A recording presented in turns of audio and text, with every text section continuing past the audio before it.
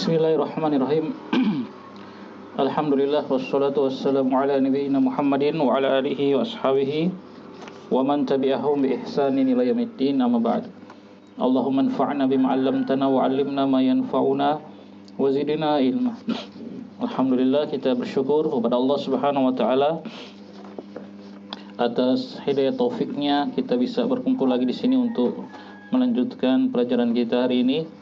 Kita akan melanjutkan insyaallah pelajaran fikih dari kitab Al-Wajiz fi Fiqhi Sunnati wal Kitabil Aziz yang ditulis oleh Syekh Dr. Abdul Azim Al-Badawi rahimallahu taala. Kita sampai pada bab yang terakhir dari kitab Thaharah, pembahasan terakhir dari kitab Thaharah, yaitu qala musannif rahimallahu taala ahkamul haidh wan nifas, hukum-hukum yang berkaitan dengan haid dan nifas. Ibu-ibu yang dirahmati Allah Subhanahu wa taala, barakallahu fikunna. Perkara haid dan nifas adalah perkara yang disebutkan oleh para ulama termasuk perkara yang cukup rumit dalam pembahasan fikih, ya. Karena ini berkaitan dengan darah wanita yang keluar dari wanita, dan ini kasus per kasus itu sangat bermacam-macam dan bervariasi.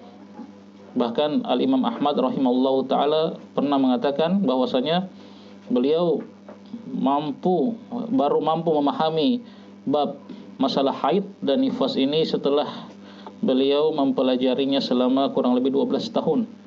Nah, itu kalau Imam Ahmad seperti itu, bagaimana dengan kita?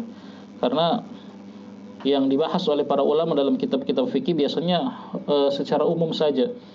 Kan tetapi menghadapi kasus di lapangan, ya, para wanita person per person itu berbeda-beda, ya, kasusnya yang terjadi pada mereka. Nah, di sini beliau hanya membawakan dengan ringkas tentunya permasalahan yang umum saja, tidak dibahas secara terlalu tafsil yang dibawakan oleh beliau dalam kitab Al-Wajiz. Nah, beliau mengatakan al-haidhu huwa damu al-ma'ruf 'inda nisa.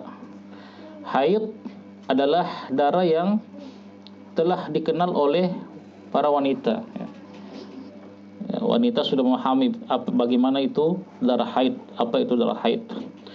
Wala hadda fi syar'i li aqalihi wa aksarihi. Dan kata penulis, dalam syarat ini tidak ada pembatasan tentang darah haid itu atau nifas itu berapa paling sedikit atau paling banyaknya. Nah, jadi tidak ada batasan dalam syariat seorang wanita itu minimal haidnya berapa hari, tidak ada, atau maksimalnya berapa hari, tidak ada batas dalam syariat, tidak dijelaskan. Begitu kata beliau di sini. Wa inna ma yurja'u fihi ilal 'adah. Nah, itu hanya dikembalikan hal tersebut berapa lama paling minimal wanita haid dan nifas dan berapa lama paling banyak wanita haid dan nifas itu dikembalikan kepada adat kebiasaan wanita itu sendiri, ya. Jadi kalau ada wanita yang dia biasa haidnya cuma 3 hari, ya berarti dia maksimalnya 3 hari wanita tersebut. Kembali kepada adat kebiasaan masing-masing wanita atau wanita-wanita di suatu negeri, seperti itu.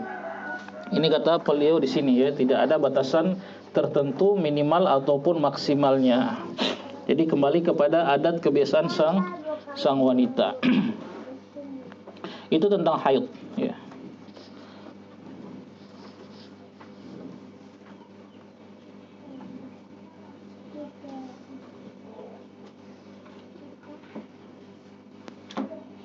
Itu beliau hanya mengatakan haid adalah darah yang dikenal oleh wanita, tidak membuat definisi.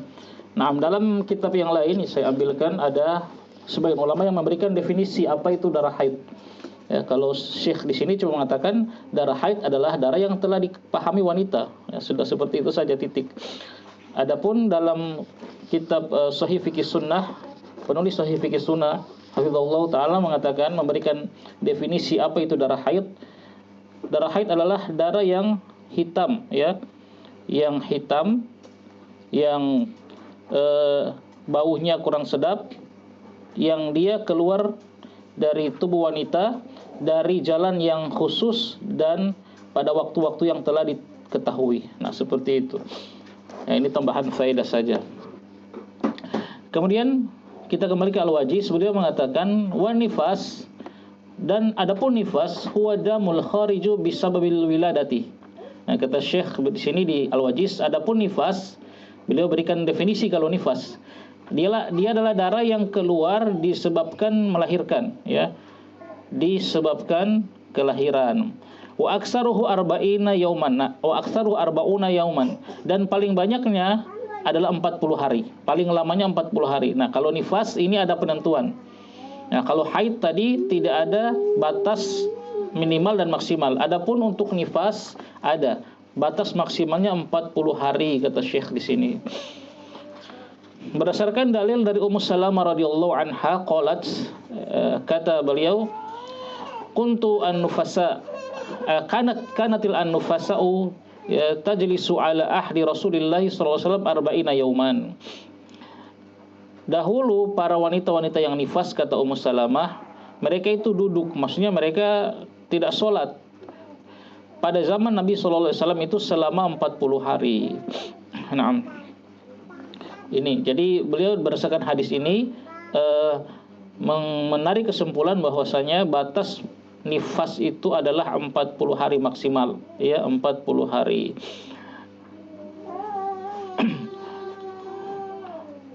Wa mata ra'at at-tuhra qabla al-arba'ina igtasalat wa tahurat. Nah, kata Syekh, akan tetapi kapan saja wanita itu telah melihat bahwa dirinya telah suci, sudah berhenti darah nifas meskipun sebelum 40 hari.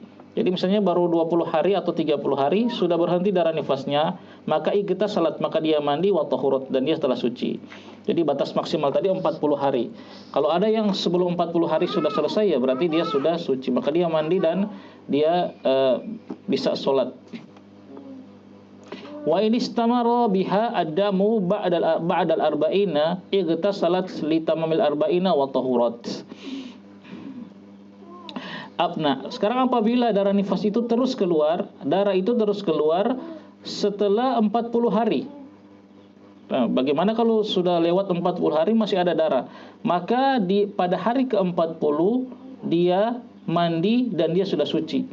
Adapun darah yang keluar setelah 40 hari itu nanti dianggap darah istihadah. Seperti itu. Nah, ini batasan yang beliau sebutkan di sini. Jadi batas maksimal untuk nifas 40 hari. Kalau ada wanita sebelum 40 hari sudah berhenti darahnya, berarti dia sudah suci, ya, dia mandi. Nah, kalau ada yang sudah lewat 40 hari, maka pada hari ke-40 dia mandi dan dia sudah suci. Adapun darah yang keluar setelah 40 hari tersebut sudah bukan lagi dianggap darah nifas, tapi dianggap darah istihadah. Nah, ini yang keterangan yang beliau sampaikan di sini.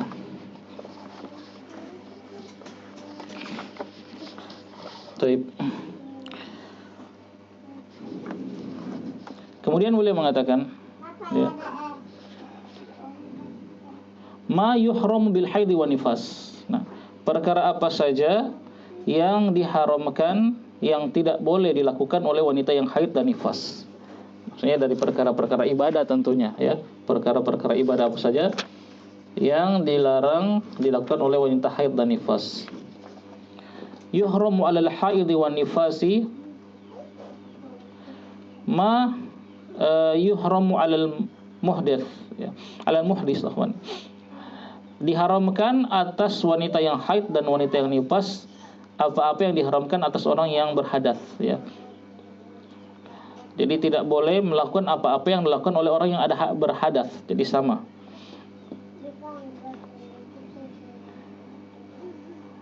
Seperti apa? Sholat tidak boleh, atau tawaf, ya. Tawaf tidak boleh, karena ini harus bersuci.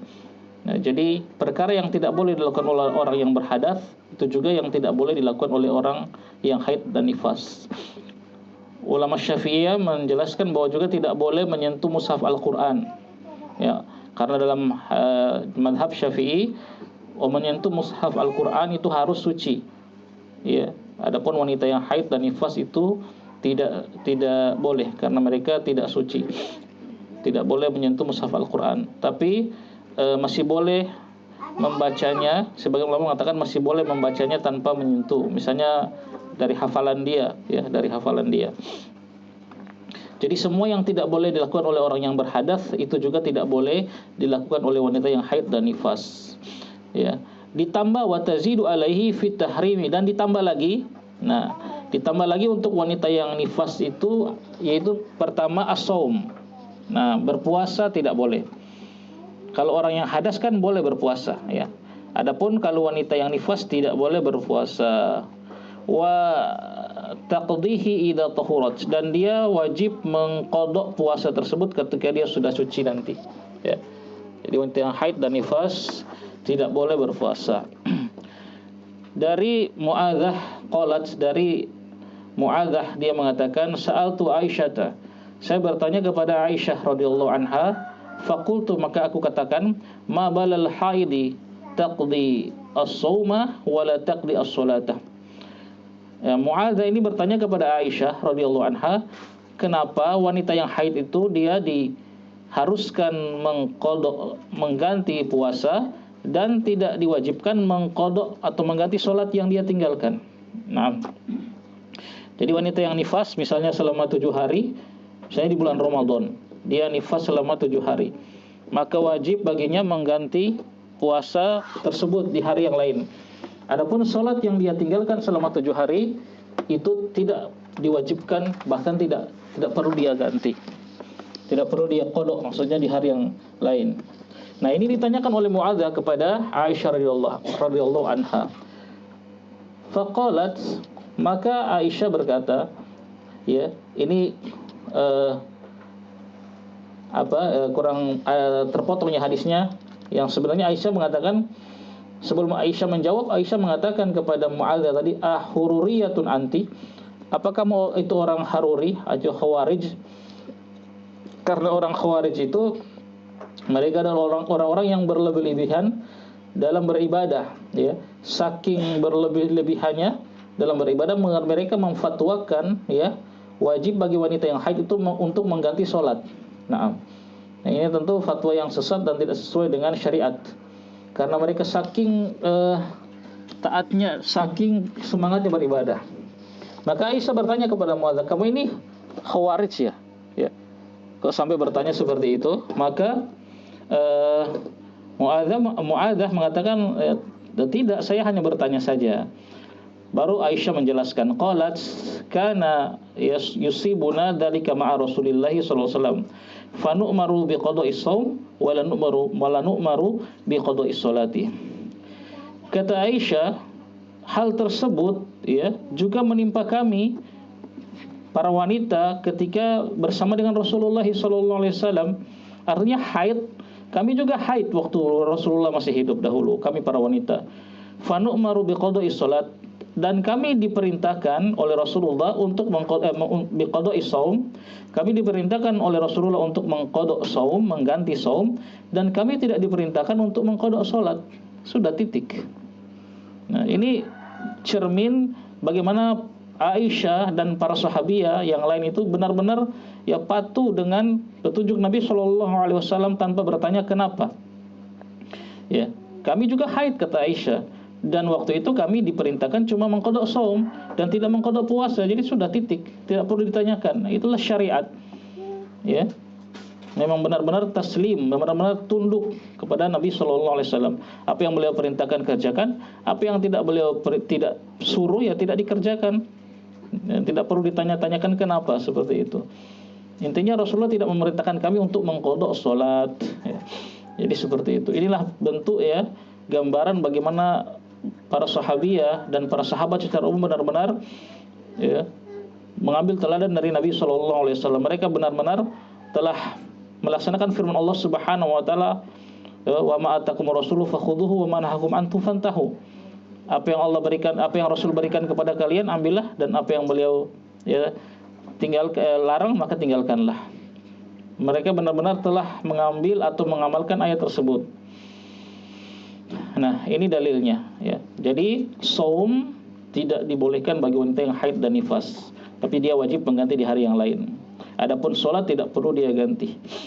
Yang kedua, al-wad'u fil farji. Yang kedua yang dilarang bagi wanita nifas, ya, tambahan, wanita yang haid dan nifas adalah berhubungan di kemaluan dengan suami, ya, berhubungan suami istri di kemaluan. Berdasarkan firman Allah Subhanahu wa taala, wa yas'alunaka 'anil mahid qul huwa adzan fa'tazilun nisaa fil mahid wa la taqrabuhunna hatta yatahharna fa idza tatahharna fa'tuhunna min haitsu amarakumullah. Surat Al-Baqarah ayat 222. Mereka bertanya kepada engkau tentang haid, ya, tentang wanita-wanita yang haid, tentang darah haid. Qul huwa adzan, katakanlah darah haid itu adzan, kotor, ya, najis. Fa'tazilun nisa, maka jauhilah an-nisa. Maksudnya fa'tazilun nisa ini ya jangan berhubungan dengan wanita-wanita yang sedang haid, fil mahid, ketika mereka haid. Jadi ini kiasan yang sangat sopan, ya, dari Al-Quran, bahasa Al-Quran. Allah mengatakan fa'tazilu, jauhi, ya, bukan jauhi fisiknya, ya, bukan berarti ketika seorang wanita haid, seorang suaminya nggak boleh dekat-dekat dengan dia, harus tidur terpisah, ya, bukan seperti itu. Tapi maksudnya fa'tazilu di sini jangan melakukan hubungan suami istri ketika dia sedang haid. Wala taqrabuhunna, dan janganlah kalian mendekati dia, ya, hatta yathurna, sampai dia suci. Maksudnya jangan mendekati, ini juga kiasan, jangan melakukan hubungan, ya, badan, ya, sampai dia suci. Ya, jadi bukan berarti seorang suami tidak boleh duduk dekat-dekat dengan istri yang sedang haid. Ya, bukan begitu. Karena Nabi SAW pernah tidur di pahanya Aisyah dalam keadaan beliau membaca Al-Quran, ya, sambil tiduran di pahanya Aisyah yang sedang haid waktu itu. Maka ini bukan berarti tidak boleh didekati, ya. Maksudnya ini bahasa yang sopan dari Al-Quran. Wala taqrabuhunna, janganlah kalian dekati mereka, ya, sampai mereka suci. Maksudnya jangan kalian menyetubuhi mereka. Fa idza tatahharna, nah maka apabila mereka sudah suci, kata Allah, fa'tuhunna, datangilah mereka, min haitsu amarakumullah, dari arah yang telah Allah perintahkan kepada kalian. Nah, ini dalil tidak boleh melakukan al-wat'u, ya, berhubungan suami istri pada farjinya, ya, wanita yang sedang haid, istri yang sedang haid. Wa liqaulihi sallallahu alaihi wasallam, dan juga berdasarkan sabda Nabi sallallahu alaihi wasallam, isna'u kulla syai'in nikah. Lakukanlah, ya, ada sahabat yang bertanya kepada Nabi sallallahu alaihi wasallam apa yang boleh dia lakukan bersama istrinya yang sedang haid, ya. Maksudnya aktivitas suami istri, apa yang boleh. Kata Nabi, isna'u kulla syai', lakukan apapun semuanya yang kamu suka dengan istrimu, ya, bercumbu, illa nikah, kecuali nikah. Maksudnya kecuali berhubungan di farjinya, tidak boleh. Nah, itu jangan didekati. Adapun yang lain boleh. Nah, jadi masih boleh, ya, seorang suami istri yang istrinya sedang haid itu bercumbu, dan yang lainnya, kata Nabi, isna'u kulla syai', lakukan segala sesuatu, boleh semua kecuali itu, ya, tidak boleh mendekati farjinya. Nah, ini dua tambahan bagi wanita yang sedang haid dan nifas, ya. Jadi sekali lagi, wanita yang haid dan nifas tidak boleh melakukan segala perbuatan yang tidak boleh dilakukan oleh orang yang berhadas, ya, seperti sholat, tawaf, menyentuh mushaf Al-Quran, ya.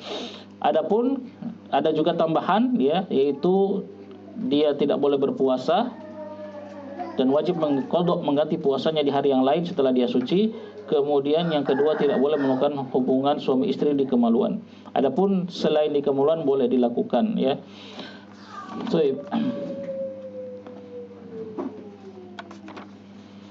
Kemudian di sini beliau menjelaskan atau menyebutkan hukmu man ata haidon, hukum orang yang mendatangi istrinya yang sedang haid. Maksudnya, ya, berhubungan badan di farjinya dengan istri yang sedang haid.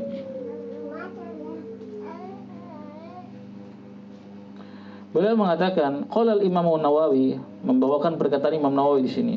Berkata Imam An-Nawawi rahimahullahu taala fi syarh Muslim, dalam syarah Sahih Muslim, beliau mengatakan, law taqada muslimun hilla jima'il haidhi fi farjiha sara kafiran murtaddan. Nah, jadi keras Imam Nawawi, ya.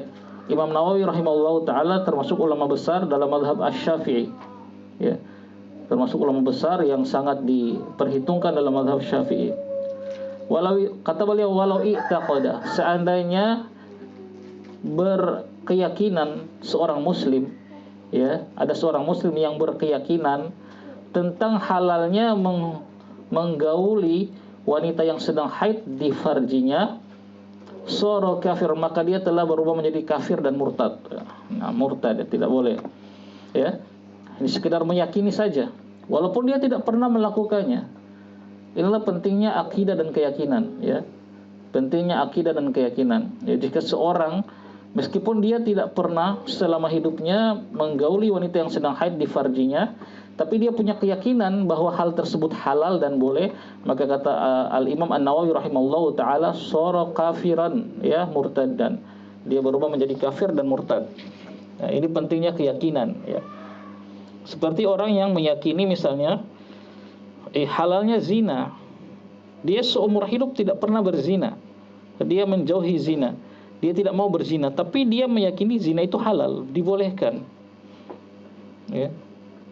Meyakini LGBT itu boleh, ya. Walaupun dia tidak melakukan perbuatan tersebut, maka ini kafir kata para ulama. Ya, bisa dihukumi kafir karena jelas menentang ayat-ayat dan perkara dalam syariat yang sudah jelas. Sebaliknya misalnya ada orang yang dia berzina, ya, naudzubillah, orang yang sering terjatuh dalam zina, tapi dia meyakini ini perbuatan haram. Dia muslim, dia yakini zina itu haram, dia yakin itu. Cuma dia berbuat zina karena karena ada terdorong hawa nafsu. Maka orang ini hanya berdosa besar, tapi tidak murtad. Lihat, ini pentingnya akidah dan keyakinan. Ya.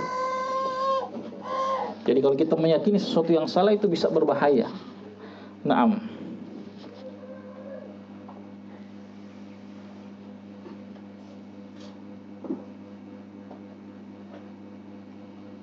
Nah, kemudian Imam Nawawi mengatakan, beliau lanjutkan, walau fa'alahu insanun, ya, ghairu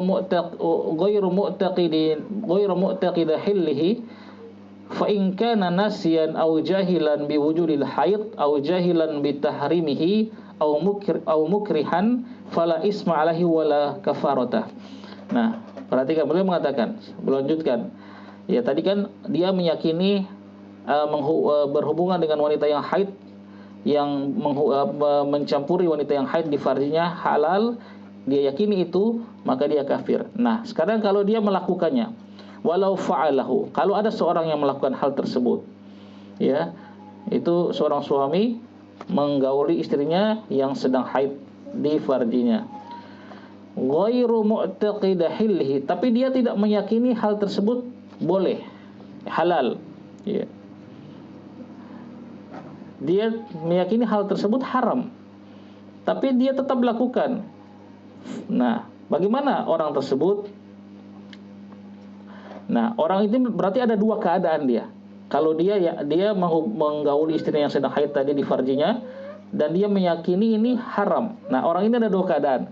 Fa in kana nasiyan. Keadaan pertama kalau dia lupa. Nah, dia lupa istrinya sedang haid. Ya, dia tahu ini haram, dan dia melakukan hal tersebut, tapi karena dia lupa istrinya sedang haid. Istrinya juga nggak bilang. Nah, au jahilan bi wujudil haid, atau dia tidak tahu kalau istrinya sedang haid. Atau dia tidak tahu istrinya sedang haid. Au jahilan bi tahrimihi, atau dia tidak tahu kalau hal tersebut haram. Nah, dia tahu istrinya sedang haid, dia gauli di farjinya, tapi dia nggak tahu kalau ini haram. Misalnya orang yang baru masuk Islam misalnya, ya, dia belum tahu perincian hukum-hukum Islam, dia baru belajar yang besar-besarnya, ya, seperti sholat, puasa, itu yang dia belajar. Dia belum sampai di bab tentang haid misalnya, terus dia melakukan hal tersebut, dia tidak tahu ini haram. Atau mukrihan, atau dia dipaksa. Nah, keadaan yang pertama ini ada 4 sebabnya, ya. Seorang suami menggauli istrinya di farjinya sedang haid, dan dia meyakini hal tersebut haram. Nah, itu ada 4 sebab. Sebab pertama kalau dia lupa istrinya sedang haid, atau dia tidak tahu istrinya sedang haid, atau dia tidak tahu bahwa hal tersebut haram, atau dia dipaksa. Dipaksa sama siapa? Sama istrinya misalnya. Ya, tapi tidak mungkin, ya. Dipaksa lah. Entah bagaimana punya dia dipaksa, diancam misalnya mau disakiti, dibunuh kalau tidak melakukan hal tersebut, maka fala isma alaihi wala kafarata, maka dia tidak berdosa dan tidak perlu bayar kafarat. Nah, intinya orang ini bebas, ya, dia terbebaskan dari dosa dan hukuman di dunia berupa pembayaran kafarat.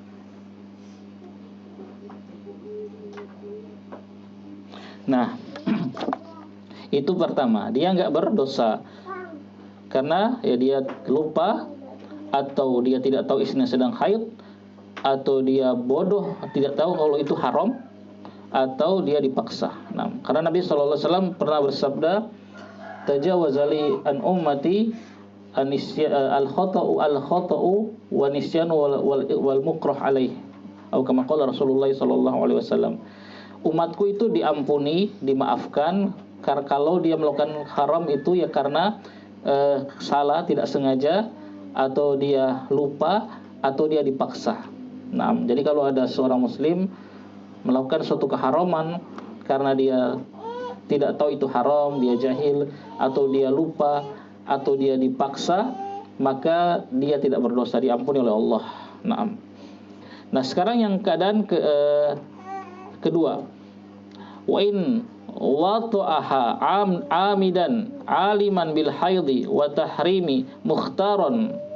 Seandainya keadaan kedua ini, ya, seorang suami menggauli istrinya yang sedang haid, itu dia amidan, sengaja, ya, bukan karena lupa, dia memang sadar dan aliman, mengetahui bil haid, dia tahu istrinya sedang haid, ya, amidan, dia sengaja, tidak dipaksa, ya, aliman bil haid, dia tahu istrinya sedang haid, wa tahrimi, dan dia tahu hal tersebut haram, mukhtaron, dan dia melakukan hal tersebut dengan pilihan dia sendiri, bukan karena paksaan.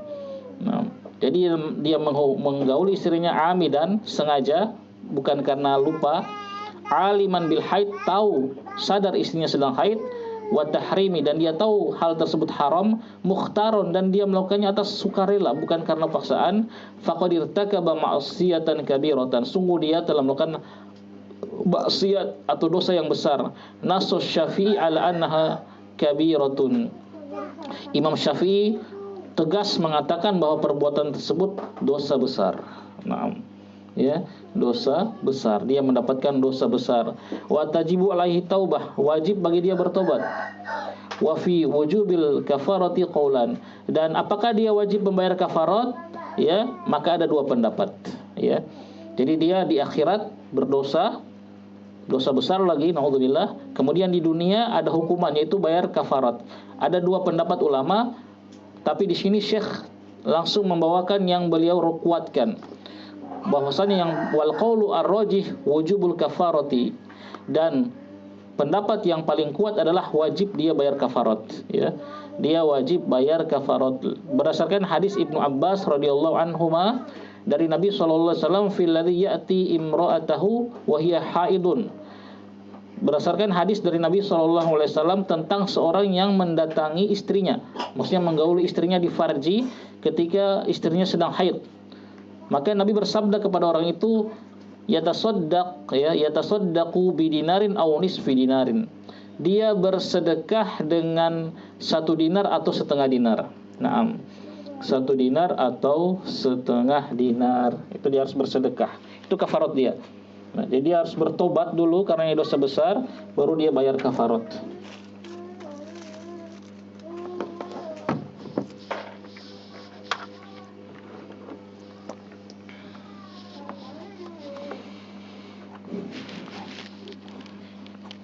Nanti cari berapa 1 dinar itu, kira-kira kalau dikonversi ke rupiah berapa rupiah. Atau setengah, kalau dia tidak mampu, ya, setengah dinar. Taib.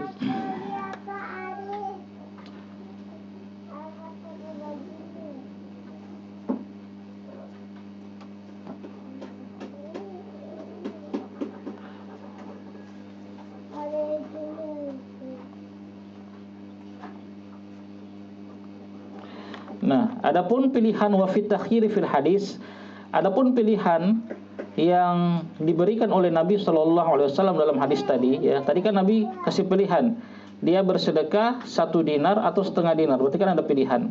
Nah, pilihan ini bagaimana cara kita memilihnya? Ar-raji'u ila tafriqi baina awali dami wa akhir. Nah, ini kata Syekh, kita kembalikan kepada tafriq, perbedaan antara darah haid, masa-masa awal haid atau masa-masa di akhir haid, ya. Berdasarkan apa yang diriwayatkan oleh Ibnu Abbas secara mauquf, ya. Berarti ini perkataan Ibnu Abbas, ya. Secara mauquf berarti perkataan sahabat. Akan tetapi mungkin ini secara makna itu marfu, karena tentu tidak mungkin sahabat berfatwa kecuali dengan apa yang mereka dapati dari Nabi Shallallahu Alaihi Wasallam. Taib. In asabaha fi fawri dami tasaddaqa bi dinarin wa in kana fi akhiri fa nisfu dinar. Nah, kalau suami itu menggauli istrinya tadi di awal masa haidnya, maka dia 1 dinar. Nah, jadi baru hari pertama misalnya atau kedua terjadi hubungan tersebut, maka dia bayar kafaratnya 1 dinar. Kalau dia menggauli istrinya di akhir-akhir masa haid, maka setengah dinar. Para ulama menjelaskan mengapa di akhir itu lebih ringan daripada yang di awal, karena di akhir itu ada kemungkinan suaminya menyangka sudah selesai begitu, ya. Istri saya ini kayaknya biasanya 7 hari. Ke 7 hari ke-8, ya, atau 7 hari malamnya langsung dia gauli, padahal sebenarnya belum selesai. Jadi mungkin suaminya salah persepsi, maka agak ringan kafaratnya cuma setengah dinar. Tapi kalau di awal-awal, ya ini berarti jelas dia sadar sepenuhnya itu. Kalau di awal-awal baru hari pertama kedua dia sudah menggaulinya, maka kafaratnya lebih berat, yaitu 1 dinar. Maaf begitu. Nah, sudah semua sampai segini saja pembahasan tentang haid yang dijelaskan oleh Syekh di sini, sangat ringkas, ya, sangat ringkas. Padahal Imam Ahmad tadi mengatakan, ya saya memahami dengan rinci menguasai masalah haid ini adalah setelah 12 tahun belajar. Taib. Memang kasus per kasus wanita itu berbeda dan sering muncul pertanyaan, terkadang tidak ada di kitab kalau kita mau cari, ya. Saya pernah ditanyakan satu masalah yang Masya Allah sudah saya buka-buka kitab ini itu tidak ada masalah tersebut. Ya, jadi saya bilang katakan cari saja, bertanya kepada yang lain yang mungkin lebih tahu. Karena kasus per kasus wanita terkadang beda-beda. Taib.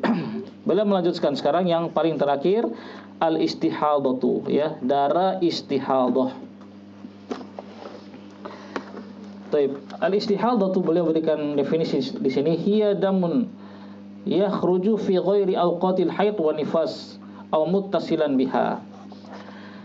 Al-istihadhu adalah darah yang keluar bukan pada waktu haid atau waktu nifas, atau bersambung dengan waktu haid dan waktu nifas.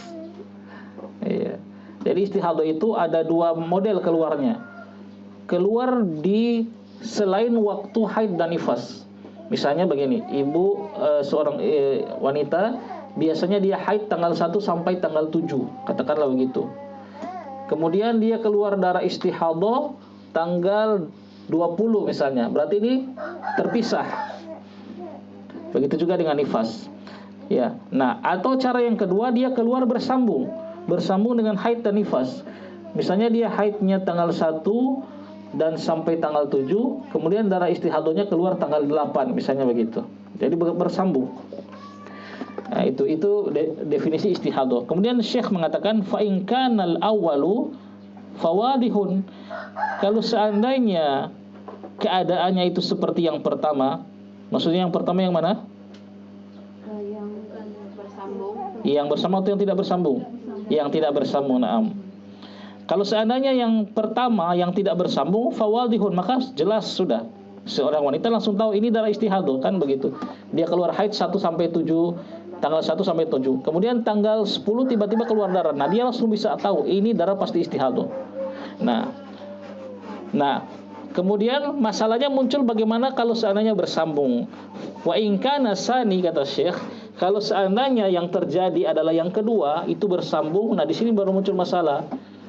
Ini darah haid atau istihadhah karena bersambung. bagus sambung keluarnya. Kalau tidak bersambung kan jelas, ya. Nah, kata Syekh di sini, kalau seandainya keadaannya seperti yang kedua, yang bersambung, maka ada beberapa keadaan. Ada 3 keadaan di sini kata Syekh. Yang pertama, fa in kanatil mar'atu mu'tadatun, wa in kanat al mar'atu mu'tadatan fama zada ala adatiha fahuwa istihadatun. Berarti 3 keadaan ini kita kembalikan kepada si wanita, kembalikan kepada si person wanita tersebut. Ketika darah istihadah dan haidnya bersambung keluarnya, maka ada 3 keadaan. Nah, keadaan ini maksudnya keadaan si wanita tersebut. Fa in kanat, kalau seandainya al mar'atu, wanita itu mu'tadatan, wanita yang punya kebiasaan haid yang teratur. Itu mu'tadatan itu maksudnya dia wanita yang punya kebiasaan haid yang teratur. Dan ada kan wanita seperti itu, dia teratur terus setiap bulan. Setiap bulan selalu tanggal 1 sampai tanggal 7 misalnya, atau tanggal 10 sampai tanggal 17. Pokoknya teratur dia. Dan ada wanita seperti itu, ya.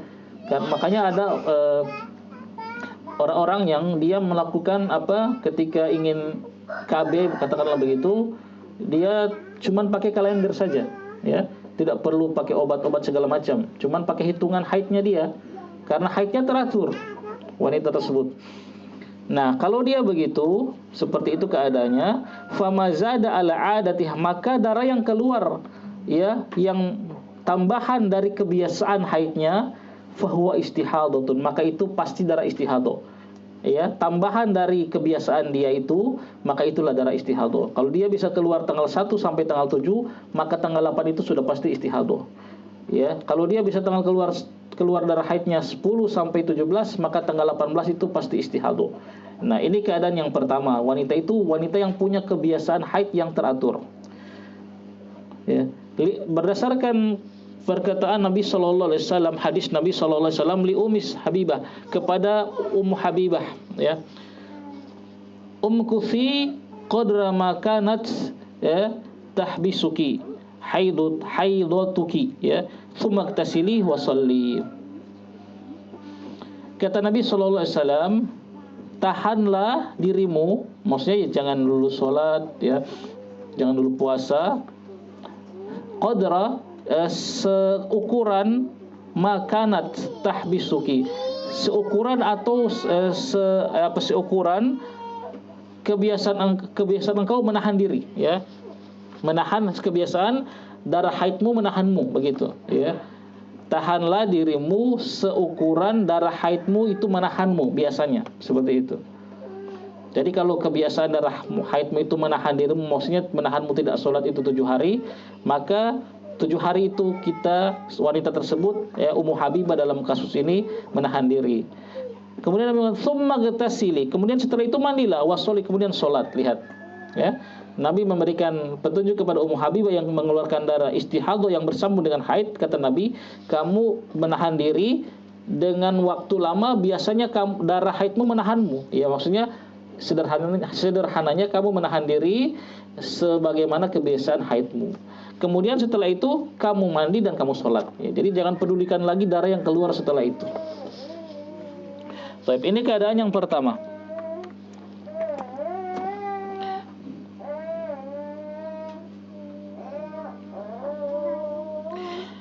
Keadaan yang kedua, wanita yang kedua, ya, kasus yang kedua.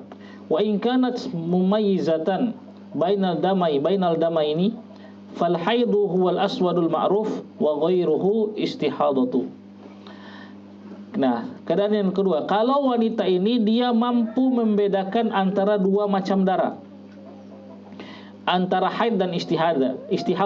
Darah haid kata Syekh di sini aswad ma'ruf, hitam yang sudah diketahui, hitam dan agak kental begitu dan berbau tidak sedap. Nah, adapun istihadah darahnya biasa, merah, karena dia bukan darah haid, dia merah seperti darah kalau kita luka begitu. Maka yang selain itu kata Syekh istihadah. Nah, kasus yang kedua, wanita ini dia bisa membedakan, ya. Tanggal, misalnya dia bukan wanita yang haidnya teratur. Nah, Wanita ini yang kasus kedua ini, wanita dia haidnya tidak teratur. Kadang tanggal 1 sampai tanggal 7, kadang tanggal 1 sampai tanggal 6, ya kadang cuma 7 hari, ya kadang 7 hari, kadang cuma 6 hari, kadang 8 hari, kadang 10 hari, seperti itu, ya. Tidak teratur. Nah, bagaimana? Kalau dia bisa membedakan antara dua darah, maka dia lakukan, ya. Jadi misalnya hari ke-1 sampai ke-5 darahnya hitam, ya, dan baunya kurang sedap. Tiba-tiba hari ke-6 keluar lagi darah, tapi darahnya merah segar, tidak seperti darah yang kemarin. Nah, berarti ini jelas. Berarti yang darah hari ini adalah darah istihadah, ya. Dia bedakan antara dua jenis darah tersebut.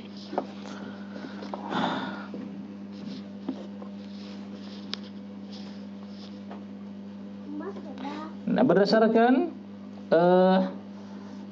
hadis Nabi Sallallahu Alaihi Wasallam kepada siapa? Fatimah binti Abi Hubaish, ya. Fatimah binti Abi Hubaish. Beliau mengatakan, Nabi Sallallahu Alaihi Wasallam bersabda kepada Fatimah, "Idza kana damul haidhi fa innahu aswadun ma'rufun." Kata Nabi, kalau itu darah haid, maka dia warnanya ya hitam yang sudah diketahui. Ya, kalian wanita sudah tahu lah begitu. Warnanya hitam dan kalian sudah tahu bentuknya. Fa'amsiki in anis sholah, maka tahanlah dirimu dari sholat. Berarti nggak boleh sholat. Fa idza kana al-akharu fatawaddu'i fa innama huwa irqun. Kalau darahnya bukan yang begitu, kata Nabi, selain yang tadi yang hitam dan yang sudah kalian ketahui, ya, baunya kurang sedap, maka berwudulah, fatawaddu'i, maka berwudulah, fa innama hiya, maksudnya berwudu dan bisa sholat, karena itu hanyalah irqun, itu hanyalah luka, ya, yang keluar dari pembuluh darah, bukan haid, ya. Bukan yang keluar dari rahim, ya. Kalau haid kan dari rahim, itu yang keluar dari irkun, dari pembuluh darah, ya, ada luka misalnya begitu di dalam. Nah, ini kalau bisa membedakan, ya, maka kita bisa bedakan. Karena wanita yang kebanyakan wanita itu ya kebiasaan haidnya tidak teratur. Nah, kalau dia bisa bedakan, darahnya jelas, yang satu haid, satu istihadah, maka dia lakukan, ya, dia bedakan. Nah, sekarang yang ketiga, fa'in balagat mustahadatu wala tastati'u at-tamyiza raja'at ila ghalibi 'adati nisa'iha. Kalau seorang wanita mendapatkan keluar darah istihadah dan dia tidak mampu membedakan, nah, jadi dia punya kebiasaan haid yang tidak teratur, kemudian terkadang 5 hari, 7 hari, 6 hari, kemudian keluar darah istihadah yang bersambung dengan haidnya. Dia tidak bisa bedakan ini darah haid atau istihadah. Kok sudah 10 hari ini keluar terus, ya. Dia tidak punya kebiasaan haid dan dia tidak bisa membedakan lagi. Misalnya wanita yang baru 1-2 kali haid, misalnya di awal-awal dia dewasa, dia baru 1-2 kali haid, ya, belum punya kebiasaan tertentu dan dia juga belum bisa membedakan. Nah, lalu bagaimana, apa yang harus dia lakukan? Raja'at ila ghalibi 'adati nisa'iha, maka dia kembali kepada kebiasaan wanita-wanita di sekitarnya, atau wanita-wanita yang adalah keluarganya, seperti ibunya, kakaknya, tantenya, adiknya, sepupunya. Dia kembalikan ke kebiasaan mereka, ya. Jadi kalau ada di keluarganya, setelah dia tanya-tanya, ternyata ibunya atau adiknya atau siapanya itu punya kebiasaan haid 7 hari misalnya, maka dia ikuti itu, ya. Dia jadikan yang patokan kebiasaan wanita yang ada di sekitarnya.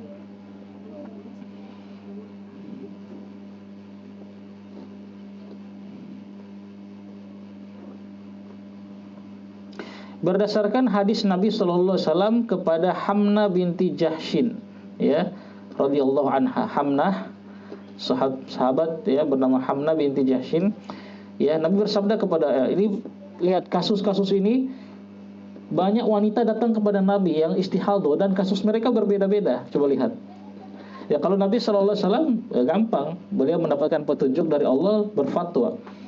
Nah, tapi kalau wanita ini ya datang kepada ustadz misalnya belum tentu ya. Apalagi biasanya kasusnya lain lagi. Di zaman Nabi saja sudah beda-beda kasus wanita yang istihadah ini. Nah, Nabi mengatakan idza kana damul haid wala mana tadi? Masyaallah. Innama hadhihi raqdatun ya. Ini darah ini hanyalah dia adalah raqdah, dorongan min ruqdati syaitan, dorongan dari dorongan-dorongan syaitan. Ya.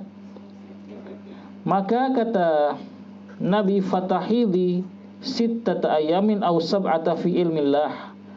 Kemudian maka kamu anggaplah kamu itu berhaid itu 6 hari atau 7 hari berdasarkan ilmu Allah.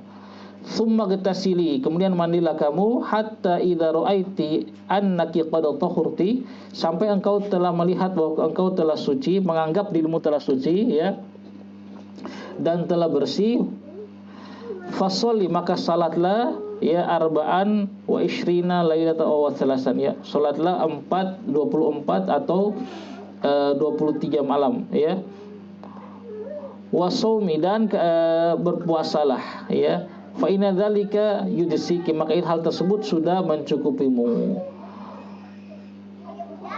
Wa kadzalika faf'ali fi kulli syahrin, lakukanlah itu di setiap bulan ya, di setiap bulanmu.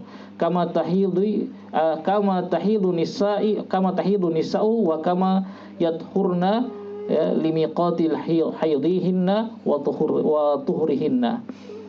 Kata Nabi SAW, dan lakukan hal tersebut sepanjang bulan, setiap bulan, sebagaimana wanita-wanita haid dan sebagaimana wanita-wanita biasanya suci ya, begitu. Jadi inti dari nasihat Nabi kepada Hamna ini adalah Nabi mengatakan ya, darah istihadah itu pertama adalah darah dorongan dari dorongan syaitan ya.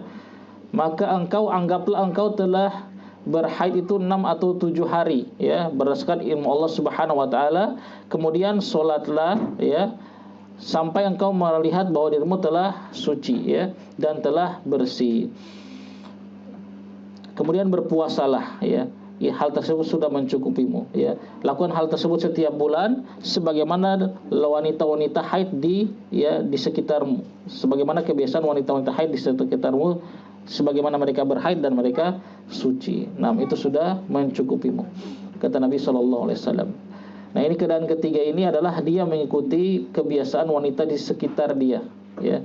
Dia tidak punya haid yang teratur, dan dia juga tidak bisa membedakan ya mana darah haid dan darah nifas, maka dia ikuti saja kebiasaan wanita-wanita yang ada di dekat-dekat dia. Bisa 6 hari atau 7 hari.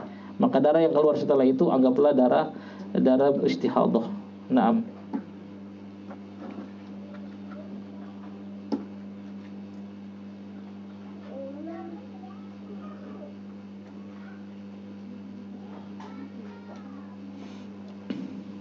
Nah, jadi Nabi memberikan batasan pada Hamna tadi, disuruh sholat berapa hari?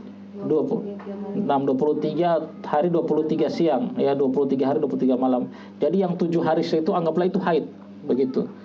Jadi haidmu itu 7 hari, yang 23 hari dan 23 malamnya itu kamu sudah suci. Jadi jangan pedulikan darah yang keluar pada hari-hari tersebut. Jadi kamu haidnya itu cuma 7 hari, 23 hari 23 malam kamu berpuasa, bisa sholat dan bisa berpuasa. Lakukan itu setiap bulan. Nah, sebagaimana wanita-wanita yang ada di sekitarmu itu haid dan suci, seperti itu. Nah, ini 3 perincian keadaan wanita yang istihadah. Terakhir, beliau satu paragraf lagi selesai, beliau mengatakan ahkamul mustahadati. Hukum wanita yang istihadah. La yuhramu 'alal mustahadati syai'un mimma yuhramu bil haid. Tidak diharamkan sedikit pun bagi wanita yang istihadah sebagaimana yang diharamkan bagi wanita yang haid. Jadi tidak ada, dia tetap suci. Dianggap suci wanita yang istihadah ini. Ya, salat, puasa silakan. Ya, illa annahu yalzimuha alwudu, kecuali dia likuli salatin, dia wajib berwudu di setiap salat. Nah, jadi wanita yang istihadah ini dia wajib berwudu di setiap salat. Nah, kalau kemarin dia disunahkan apa mandi. Kalau mandi sunnah, kemarin kita bahas, masih ingat nggak? Dia boleh setiap sholat dia disunahkan mandi, subuh dia mandi sebelum sholat, duhur dia mandi, asar, maghrib mandi. Boleh dia gabungkan, ya, subuh dia mandi, kemudian zuhur dan asar dia gabungkan satu kali mandi. Dia sholat duhurnya ke belakang, agak mendekati waktu asar, terus dia mandi, sholat duhur dan asar. Maksudnya setelah masuk sholat asar. Kemudian maghrib dan isya dia gabungkan satu kali mandi. Dia sholat maghribnya agak-agak ke belakang, sudah mau mendekati sholat isya, maka dia mandi, kemudian sholat maghrib, kemudian tunggu masuk sholat isya, sebentar lagi baru dia sholat isya.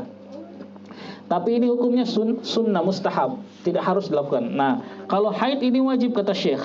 Dia wajib, kalau wudu dia wajib. Artinya wajib berwudu setiap likuli sholat. Setiap sholat dia wajib berwudu, walaupun wudunya belum batal. Ya, misalnya kan kalau wanita yang normal, ya, dia wudu maghrib, misalnya sholat maghrib, kemudian belum batal, datang waktu isya, ya dia tidak perlu wudu lagi, dia langsung sholat isya. Nah, kalau wanita yang istihadah, dia tidak boleh. Meskipun dia merasa belum batal ketika wudu maghrib, ketika dia mau sholat isya dia harus wudu lagi. Pokoknya setiap sholat dia harus wudu.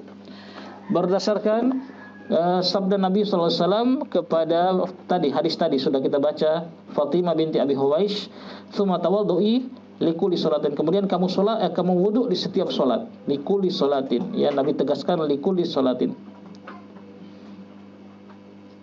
Ya.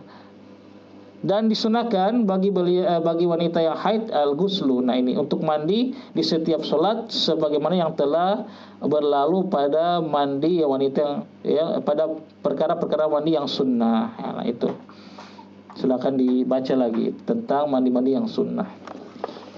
Nah, dengan demikian selesai pembahasan tentang haid dan nifas dan juga istihadah dengan ringkas tentunya. Nah, sebelum kita akhiri, ada pertanyaan?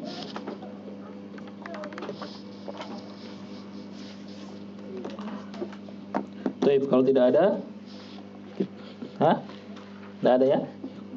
Nah, kalau tidak ada kita akhiri. Subhanakallahumma bihamdika asyhadu an la ilaha illa anta astaghfiruka wa atubu ilaik. Assalamualaikum warahmatullahi wabarakatuh.